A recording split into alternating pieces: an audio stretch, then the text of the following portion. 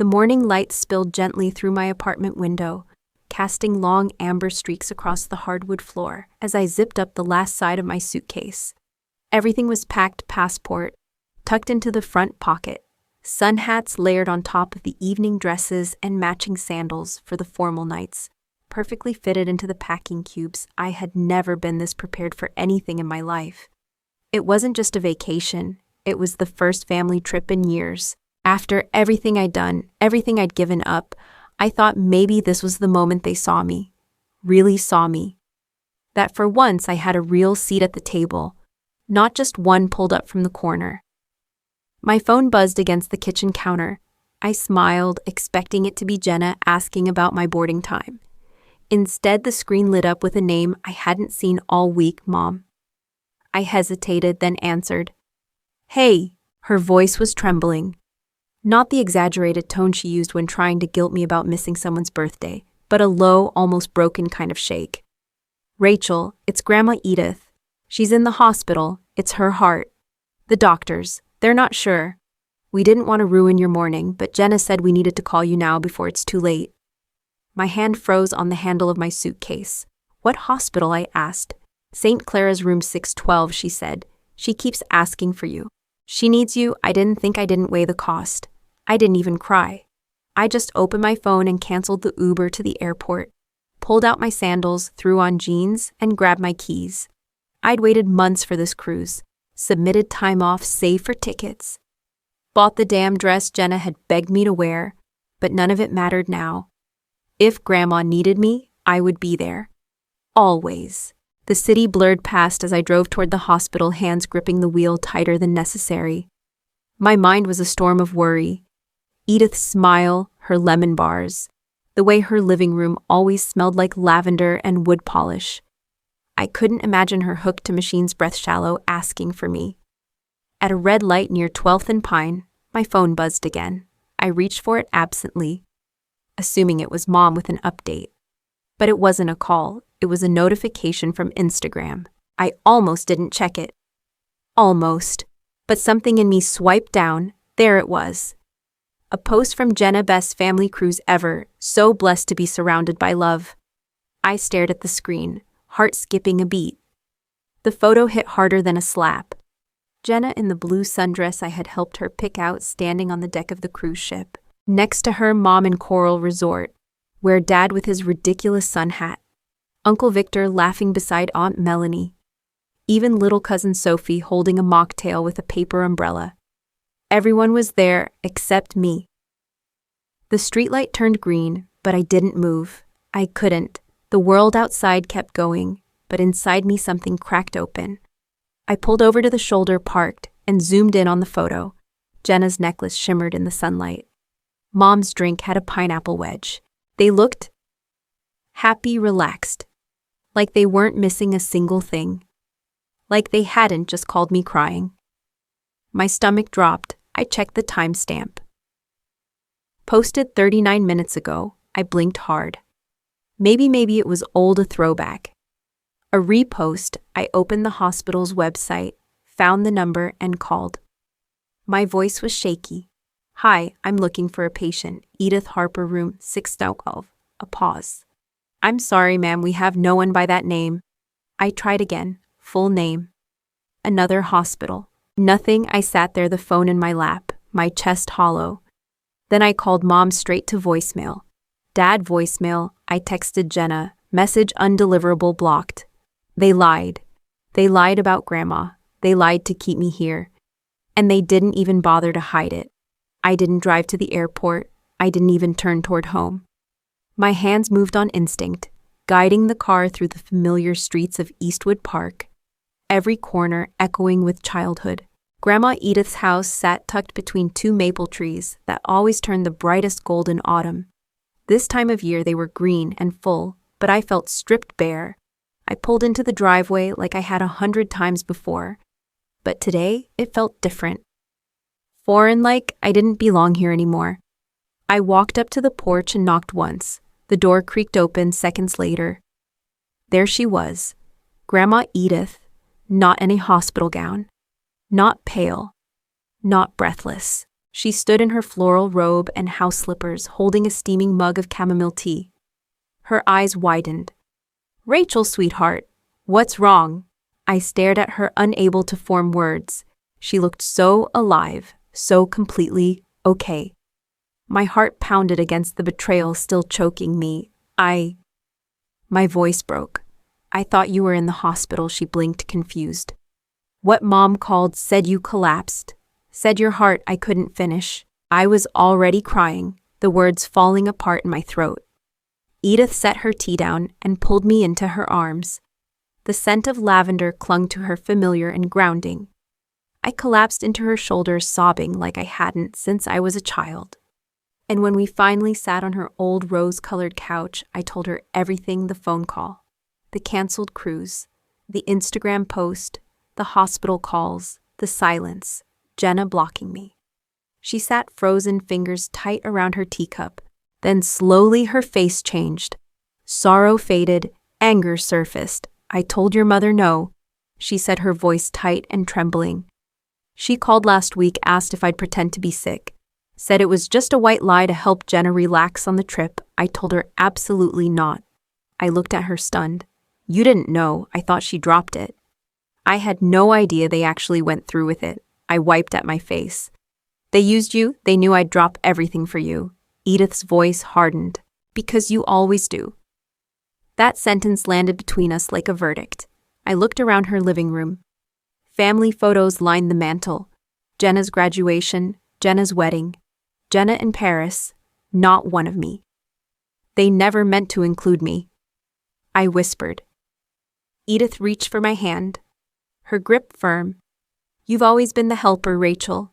The one who shows up, the one who gives. But people like that rarely get rewarded." And just like that, the last illusion I'd clung to quietly crumbled. Grandma Edith stood without a word and walked to the hallway cabinet. She opened a drawer I'd never seen her use before, small, tucked away, almost hidden. From it, she pulled out a thick, worn folder. She came back, slowly sat down and placed it on the coffee table between us, like it weighed more than just paper. "I didn't plan to show you this yet," she said, voice low, "but I think it's time I opened it." Inside were documents, some yellowed with age, others recent. Printed emails, photocopied checks, bank statements, handwritten notes in Edith's careful cursive. At first, I didn't understand. Then I started seeing the pattern. A tuition receipt from Bellevue Academy addressed to Jenna Harper. $22,000 paid directly from Grandma's account. A wire transfer marked home down payment, Jenna and Eric. An $8,000 invoice for a custom wedding gown, all of it with Grandma's name attached, all of it with Jenna's name on the receiving end. I flipped faster now, each page, another gut punch. A college acceptance letter I never received help for. A note in Mom's handwriting: "We can't support Rachel right now, she'll understand." I remembered how I'd smiled when I got into community college, how I'd worked the night shift at a bookstore to cover tuition, how I told myself it was noble, responsible. It was never about money being tight. It was about where they chose to spend it. I looked up at Grandma, eyes wide, throat burning. "You kept all of this," she nodded. I didn't want to believe it at first, but over the years, it was clear I hoped your parents would even it out. They never did. I stared at the folder again. My name, nowhere. Jenna's name on everything. Then Grandma hesitated before adding, "I gave them $15,000 for the cruise." I froze. "You paid for that. I wanted to bring the family together. That was supposed to include you, Rachel." I shook my head slowly, but they didn't even buy my ticket. Her lips pressed into a tight line. "I suspect they used your share to upgrade Jenna's suite. Maybe the spa excursions, maybe those custom meals she was bragging about on Instagram." The pain turned sharp, almost physical. "They didn't just exclude me," I whispered. "They spent your money to do it." Grandma didn't respond. She just reached for my hand again, her eyes full of the kind of sorrow that comes from seeing the truth too late. "They didn't forget you," she said. "They erased you." I kept flipping through the folder, my hands shaking now. Then I saw an email chain between my mother and Jenna, printed and highlighted. The subject line was simple: cruise coordination. But the body, Rachel will believe anything if we say it's for Grandma. Just don't post too early. Make sure she's already canceled the flight first." The words blurred for a second. I blinked hard, but they didn't change. I read it again and again. They hadn't just used Grandma as an excuse. They counted on me caring. They had weaponized the one person I would always drop everything for. The breath left my lungs in a slow, shallow gasp. My knees pulled up to my chest. I sat there on Grandma's couch, the folder still open in front of me, and I folded in on myself like a paper doll, finally realizing it was never meant to be whole. I didn't speak, didn't cry. Not at first. It was a silence made of years. Holidays skipped phone calls, never returned birthdays. Jenna always got more of. I had told myself I was being sensitive, that maybe I just wasn't easy to love. But it wasn't me, it was them. I picked up my phone, opened Instagram. The photo Jenna had posted earlier was still there, her smiling in that sundress.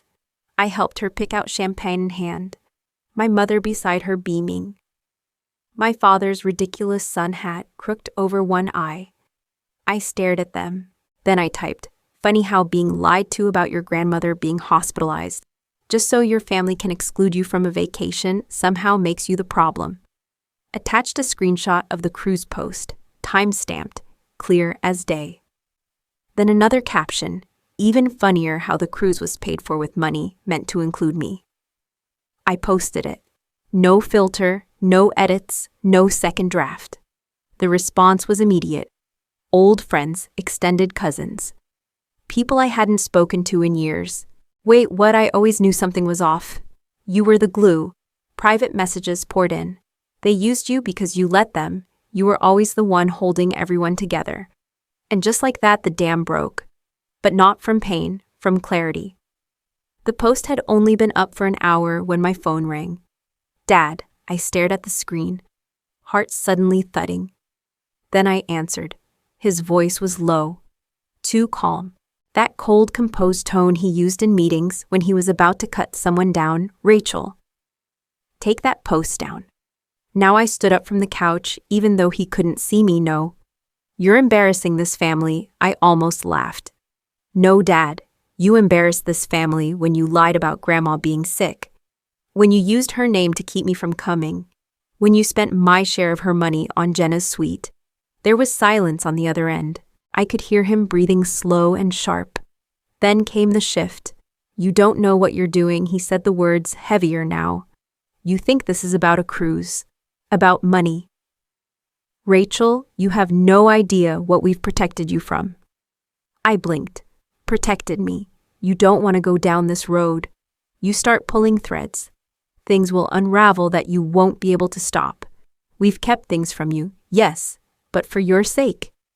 I swallowed hard, anger rising beneath my ribs. "Is that a threat?" "It's a warning. You don't know the full story." Then he added softer, more calculated. "You're not the only one who can tell stories." He hung up. The line went dead, but the words stayed. I stood frozen, phone still in my hand. That familiar chill crept down my spine, the one I used to feel as a kid when I disappointed him. But it didn't paralyze me this time. It focused me. Whatever they were hiding had to be worse than I imagined. And now I wasn't afraid to find out. My phone buzzed again. This time it was Grandma Edith. "Did he call you?" she asked. I sat back down, heart still pounding. "Yeah, he said they've been protecting me." "That I don't know the full story." She went quiet on the line. Then she said 5 words that changed everything. "Go check your email, Rachel." I opened my laptop. Fingers trembling. A new message sat unread. No subject line. Just a single attachment. I clicked it open. It was a scanned legal trust document, thick, stamped, notarized, dated 25 years ago. The name at the top made my chest tighten. Wallace Harper. My grandfather long gone, before I was old enough to remember him. I read the first paragraph once. Then again it outlined a $2, $1 million family trust, split evenly between all grandchildren, payable upon each of our 30th birthdays. I blinked. Mine was in 4 months, but the second document hit harder. Dozens of bank statements, each one showing withdrawals. Not just Jenna's tuition or her condo. These were luxury spa visits, home renovations, flights to Europe. Every single expense had two names tied to it. Linda Harper. Victor Arper. My mother and my uncle. The trustee. In many, the memo line read, "Advance for Jenna." Some were more blatant from Rachel's portion, okayed by family. I scrolled faster, a payment for Jenna's honeymoon in Santorini, and $9 to $800 transfer, labeled private tutoring, future children.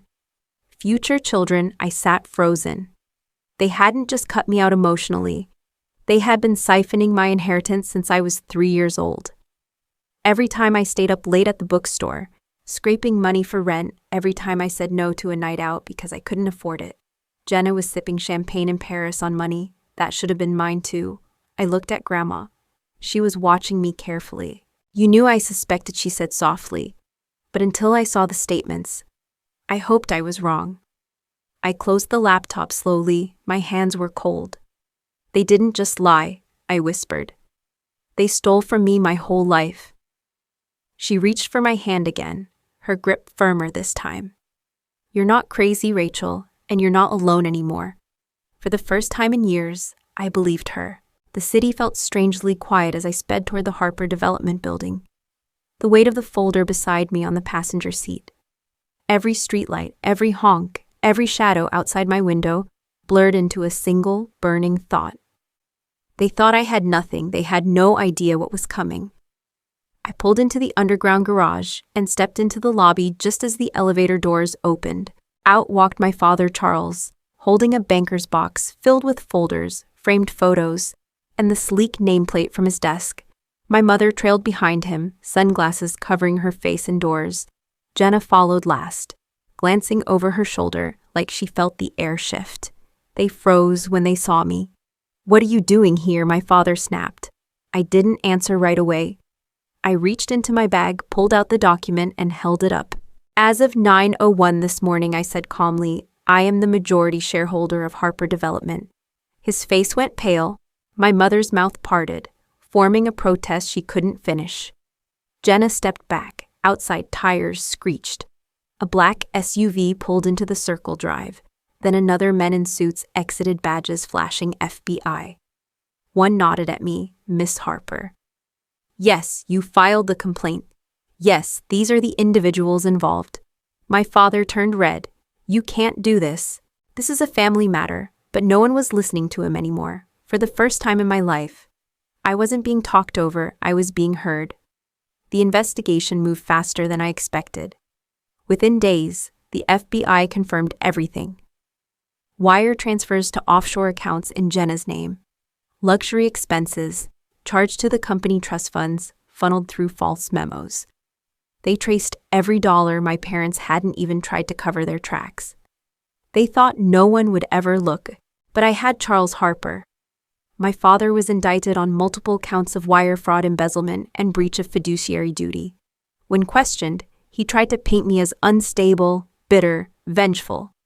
But the documents spoke louder than his reputation ever could. My mother, Linda, faced charges as an accessory. Her lawyer claimed she was just following her husband's lead.